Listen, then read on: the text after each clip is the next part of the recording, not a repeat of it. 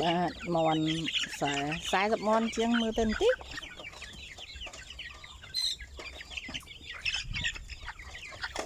មន់ធ្លាក់ខ្យល់ចេះឈឺមានឈឺមួយ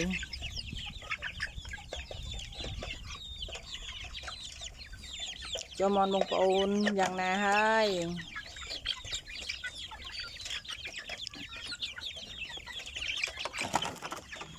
នៅពួកនោះមន់ព្រៃស៊ីយ៉ាងណា